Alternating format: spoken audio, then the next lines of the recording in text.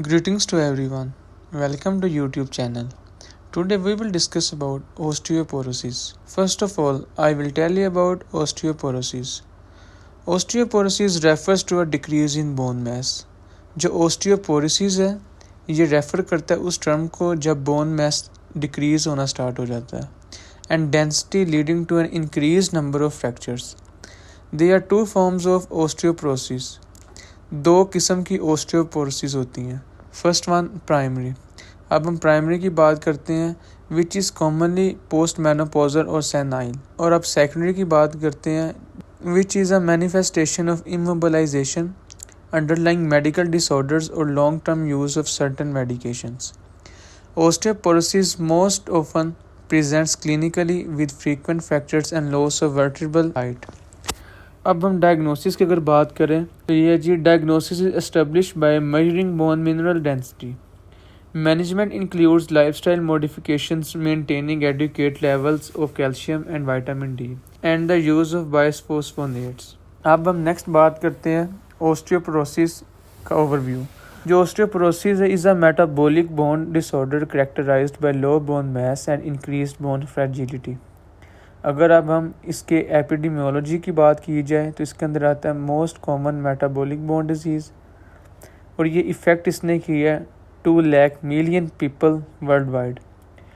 Then बात करें epidemiology की फिर तो इसके अंदर ये भी आएगा more common in the elderly more than 50 years of age और more common in women than in man.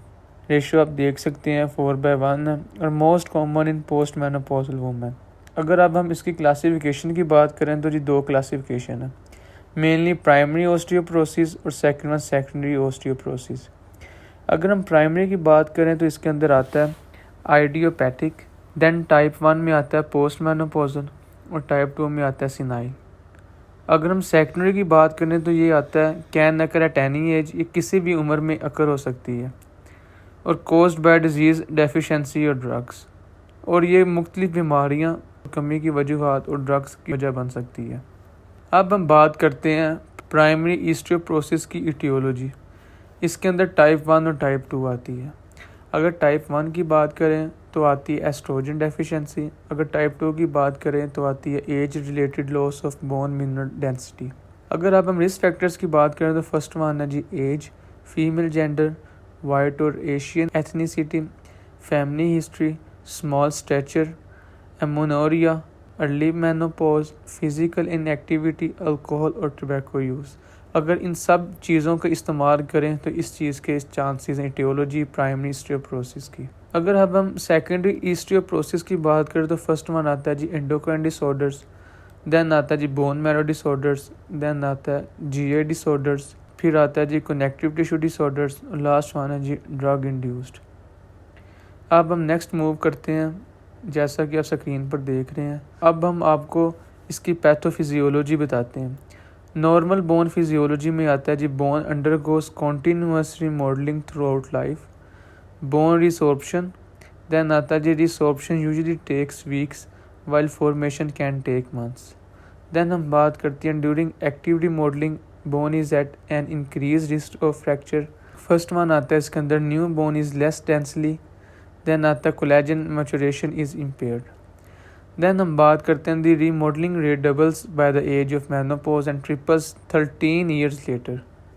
फिर बात करते हैं जी bone mass peaks during the third decade of 5 and then gradually decrease. अब हम बात करते हैं पैथोफिजियोलॉजी. पैथोफिजियोलॉजी ये है जी पैथोजेनेसिस ऑफ ओस्टियोपोरोसिस. इसके अंदर ये होता है जी decrease OPG which is release by pre osteoblasts, binds to RANKL and serves as an endogenous suppressor of osteoclast function. जी अगर रोल की बात करें तो जी role of oestrogen deficiency in osteoclast activation. आपके सामने हमने एक आपके लिए डायग्राम भी ड्रा किया, वो भी देख सकते हैं. चलिए अब हम नेक्स्ट मूव करते हैं. अगर अब हम क्लिनिकल्स की बात करें तो जी क्लिनिकली साइलेंट अंटिल फ्रैक्चर्स अकर. जब तक फ्रैक्चर नहीं हो जाता तब तक क्लिनिकली नहीं पता चल सकता. और वर्टिब्रल फ्रैक्चर्स में इंक्लूड है most commonly asymptomatic, can lead to loss in height, diffuse backbone. अब हम बात करते हैं हिप फ्रैक्चर्स कि ओस्टियोपोरोसिस में हिप फ्रैक्चर के कितनी चांसेस होते हैं। ये effects up to 15% of women and 5% of man by 80 years of age. अब हम बात करते हैं डिस्टल रेडियस फ्रैक्चर्स और लास्ट वन बात करते हैं अदर फ्रैक्चर्स। इसके अंदर इंक्लूड होगा जी रिब्स, ह्यूमरस एंड पेल्विस। जैसा कि आप स्क्रीन पर देख रहे हैं, जिस तरह इंसान की एज में डिफरेंस आता है उस तरह उसके क्लिनिकली हमने प्रेजेंटेशन आपके सामने प्रेजेंट की है। अब हम नेक्स्ट बात करते हैं डायग्नोसिस की। फर्स्टली हिस्ट्री की बात करें तो जो स्मोकिंग, अल्कोहल, हम ये सारी हिस्ट्री लेंगे पेशेंट की। Poor nutrition, physical activity, family history, presence of certain disease, medications. अब हम अगर फिज़िकल एग्ज़ाम की बात करें तो इसके अंदर आएगा height and weight measures, short stature plus kyphosis. अगर अब हम लेबोरेटरी स्टडीज़ की बात करें तो इसके अंदर आएगा जी calcium, phosphorus, total protein, albumin, alkaline phosphate, creatinine, 25 hydroxy vitamin D, CBC।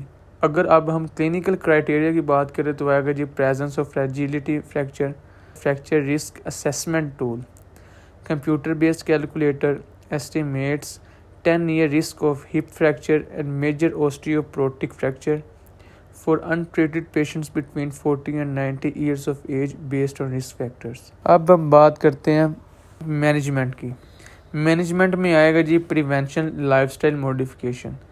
First one आएगा जी regular weight bearing exercise, educate calcium vitamin D intake, smoking cessation, avoidance of heavy alcohol consumption, fall prevention. अब हम बात करते हैं indications for pharmacology treatment in post menopausal women. First one आता है जी history of fragility fracture, DEXA T score more than 1, elevated 10-year fracture risk using the FRAX online risk calculator. अगर हम अब बात करें नेक्स्ट तो वो आएगा जी indications for treatment in men and younger patients. First one है less well defined fragility fracture, FRAX estimation, BMD measurement can be used. अब हम नेक्स्ट बात करते हैं मेडिकेशन की। फर्स्ट वन है जी calcium vitamin D level should be normalised priority to starting medications. Then आता जी biophosphonate first choice, then hormonal replacement. इसके अंदर आएगा oestrogen plus progesterone in post menopausal women, not routinely indicated because of associated risk, can be used in women with pre menopausal symptoms and testosterone replacement in hypogonadal men.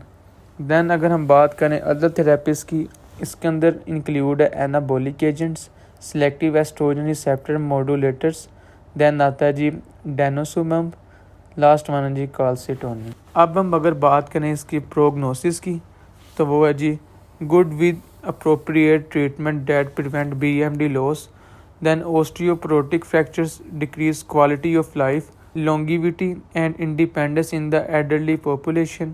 Then जी आता है जी 50% of previously independent patients. अगर अब हम last बात करें तो ये आता है जी 1 osteoporotic fracture increases the risk of subsequent fractures. अब हम लास्ट बात करते हैं, ये है जी डिफरेंशियल डायग्नोसिस।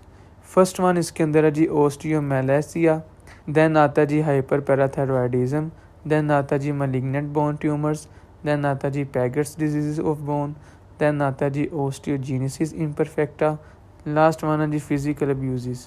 उम्मीद है कि आपको हमारी वीडियो से हेल्प होगी। Thanks for watching our this video.